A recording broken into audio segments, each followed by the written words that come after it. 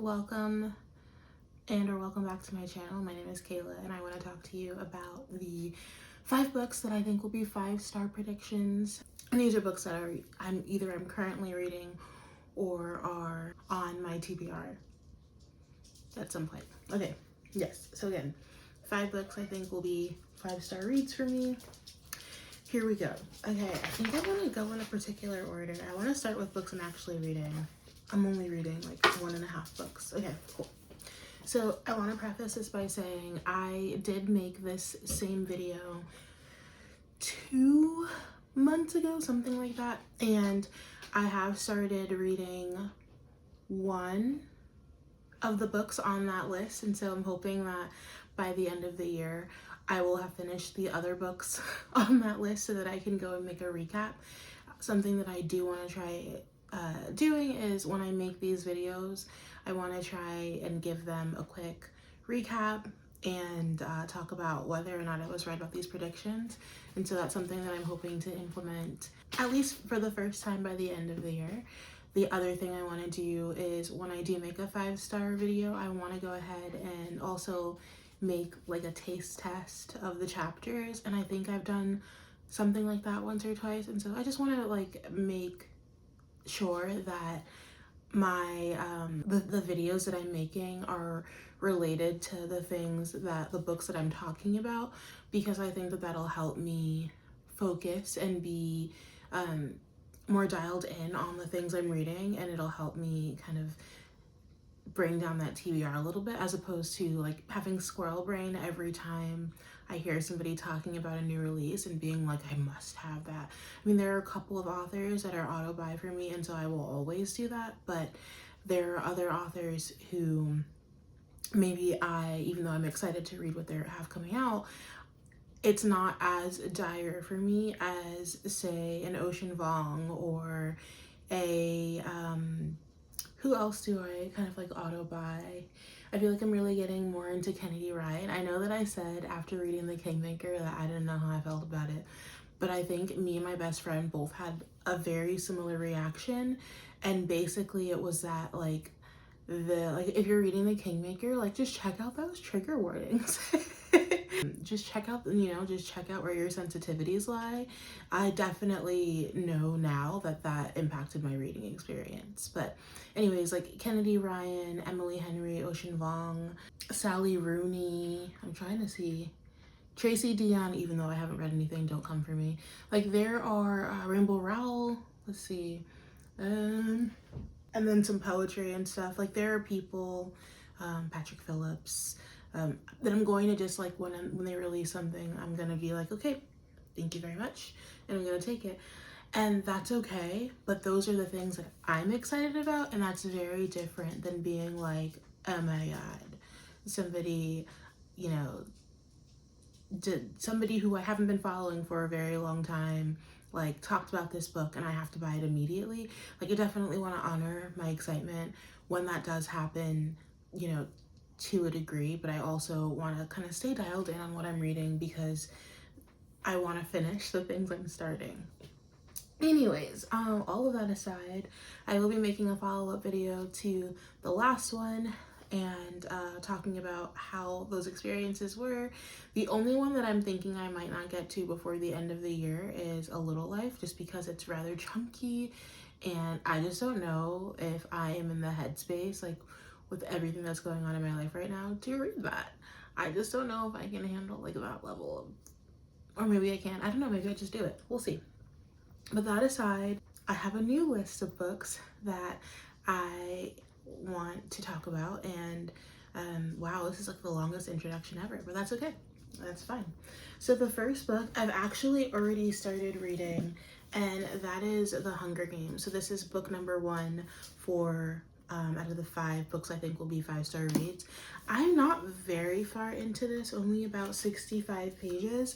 I'm reading it because my little sister, who is texting me right now, is reading The Hunger Games as well. And she's starting with the Songbird something. She's starting with that. And I have borrowed this from her. She picked it up at Kaboom Books, which is our local, probably like our biggest local loved bookstore, and so she picked up the whole set there. And she's she's starting with like Sunrise on the Reaping, whatever one comes, whatever the prequel is, that's what she's starting with. So she's gonna need this back pretty soon because she's gonna be reading them in order. And I'm starting with this. I'm reading them in accordance with like publication date. So we're reading them at the same time, just in like a little bit different of an order. And I think it'll be really fun to compare notes and be like, okay, like if we were to recommend, like if we talk to each other and say, okay, this was my reading experience given, you know, very little information, and this is mine given like all the information, like if we were to recommend this to people, how would we recommend you read it? Like would we recommend you read it in order or in chronological order, publication order? I don't know. So that's just like a little fun thing we're doing. But I'm very excited about this. I really like the writing in this book. I really like the world building. I feel like I understand the mechanics of Panem, and I'm just interested to see what happens next. Like I've seen the movies, but the level of world building in here versus in the movies is different, which I think is always the case when you're dealing with visual art versus more, you know, like literary art, I guess. So I'm having a good time and I'm excited to continue. Anyway, that's book 1. Book 2 is The Nightingale by Kristen Hanna. I just think I'm really gonna like it. A couple of months ago, maybe like in the spring, I binge watched Firefly Lane on Netflix, and that rocked me to my core. And I'd heard a lot of people talking about Kristen Hanna via like The Women, and maybe it was also Firefly Lane. I can't remember, but she's just very popular in the historical fiction vein, and I really do enjoy historical fiction when it's done a certain way. Like I want my historical fiction to either have a little whimsy or have just really beautiful writing, and which is I think why I like fantasy, like, you know, like kind of like epic fantasy a lot of the time. And so I'm really excited about this one. I guess I can explain this one because Hunger Games, I'm not going to explain the plot, but this one says, with courage, grace, and powerful insight, best-selling author Kristen Hanna captures the epic panorama of World War II and illuminates an intimate part of history seldom seen, the Women's War. The Nightingale tells the stories of two sisters separated by years and experience, by ideals, passion, and circumstance, each embarking on their own dangerous path toward survival, love, and freedom in German-occupied, war-torn France. A heartbreakingly beautiful novel that celebrates the resilience of the human spirit and the durability of women. It is a novel for everyone, a novel for a lifetime. Ooh, I've been fighting a sneeze this whole time. So sorry if I was making weird faces. I think it'll be a good time. I think that it would be a great time for me to read about the resilience of women, because so I do think The Nightingale will be a 5-star read for me. Also, look at my bookmark. It's so cute. Look at my bookmark. Look at my bookmark. I love Winnie the Pooh. I think it's so cute. Okay. So that's book 2. Book 3 is, I'm trying to decide if I want to do this in this order. How do I want to do this? We're going to start with this one. Okay. We have a classic and a modern classic. So book 3 is Wuthering Heights by Emily Bronte. I think that I've sung the praises of Charlotte Bronte's Jane Eyre enough here, but that was one book that just ruined my life. But no, like in a good way. Like I feel good about it. I feel good about it. I really, really enjoyed that reading experience. The writing was beautiful. The characters were complicated. Like that's putty for me. So I had a great time. This is supposed to be equally as complicated and eerie and maybe a little haunted. And so it does feel like, you know, the right time of year for me to be reading this. It's September something. So that feels fine. I mean, it's hot because it's Texas, but it's still September. So it feels like a good time to start getting into this. Maybe I'll save this for October? I don't know. But I am excited about this. So this is, it says Emily Bronte's novel of impossible desires, violence, and transgression is a masterpiece of intense, unsettling power. It begins in a snowstorm when Lockwood, the new tenant of Thrushcross Grange on the bleak Yorkshire moors, is forced to seek shelter at Wuthering Heights. There he discovers the history of the tempestuous events that took place years before, the intense passion between the foundling Heathcliff and Catherine Earnshaw, her betrayal of him, and the bitter vengeance he now wreaks on the innocent heirs of the past. So it feels like a haunted situation and like maybe some spiritual unrest, and I am down for that. It's gonna be a good time. I definitely want to keep reading the Bronte sisters, and I think that this is just the perfect one to read next.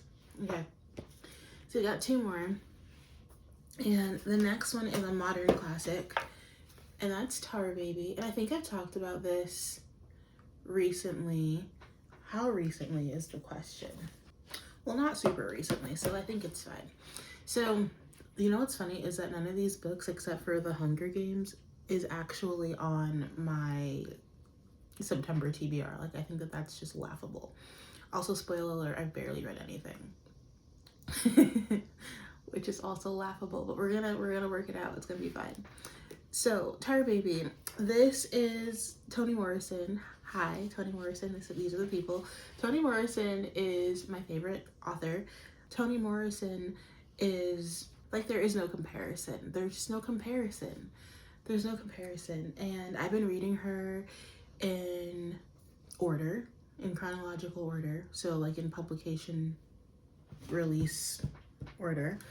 And so not chronological order, just publication release. I don't know when these things are based off the top of my head. But I will say, sorry, I'm looking at my dog.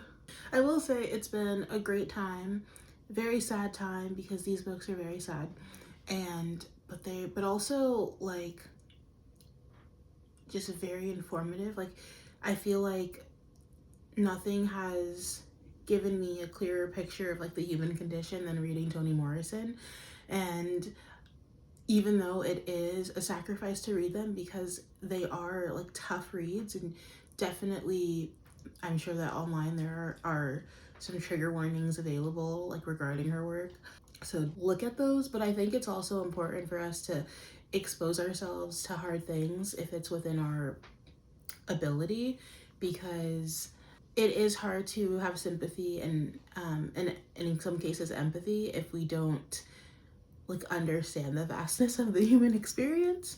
And so I just encourage everybody who I talk to about certain authors, like, yeah, it's a tough read, or yeah, they're a tough writer, but like read it anyway. And, you know, allow yourself to feel your feelings. Just do it. And I have read 2 to 3 Toni Morrisons a year just for the last couple of years. Like, I think this is my 4th or 5th, and it's been really, really good for me. I think I feel like, I don't know, it's just been really good for me. I did not expose myself to certain kinds of literature until later in life. By later I mean in college. I had a professor who was like, hey, you need to expose yourself to like the past. And I was like, no, because, you know, it wasn't palatable. But guess what? Like, that's not enough of a reason to not engage with something. It's actually kind of silly. So now I love things like this because it makes me ask hard questions, it makes me consider hard truths, and it helps me like better arm myself for conversations that I go into. So read your books and feel your feelings, and it's gonna be okay. And we can talk about it. If you want to read this together, we can talk about it. Thanks for coming to my TED Talk. Okay, the last book that I am thinking will be a 5-star read for me, I'm really excited about, because I don't know if y'all know, but Jack Edwards went and did something silly for my bank account. He went and started a book club. And even if I don't read all of the books right away, I'll be purchasing every single one of them, every single one, all of them. And that's because Jack Edwards is my favorite. He's my favorite.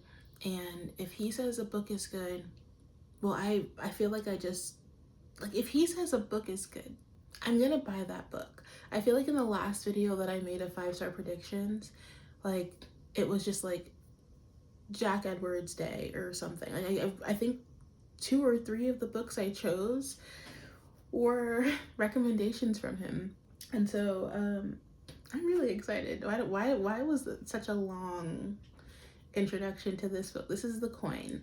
This, I think, is going to be a good read because, like I said, Jack Edwards. And also, I'm just feeling in my soul the need for a lit fic. But let me tell you what this is about. So it says, The Coin's narrator is a wealthy Palestinian woman with impeccable style and meticulous hygiene.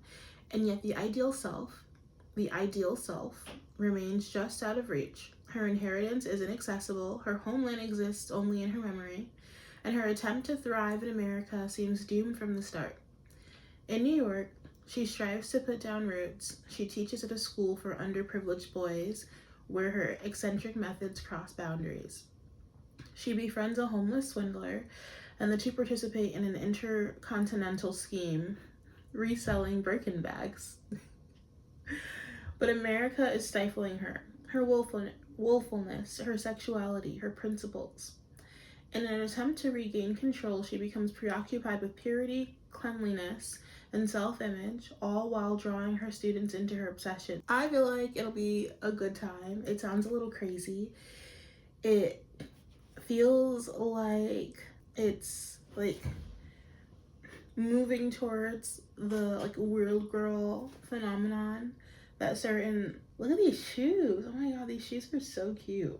I feel like it's gonna be a good read. I think it's gonna be a good time. I still don't understand what's happening, so I'm going in with no thoughts, just vibes, and that feels right for me. That feels right. And so I'm hoping that this will be a 5-star for me. I think it will be. This is probably one that I'll get to pretty soon, just because it's one of the book club books, and I think I could use a little hand holding as I get through the last week and a half, 2 weeks of September. Okay, so these are the 5 books that I think will be 5-star predictions for me, and I will check back in with you in a few months and we'll see what happened. But in the meantime, thanks for being here. Please like this video if you liked it. Please, if you want to hang out here and talk more about books, then feel free to subscribe, and I see you in the next one.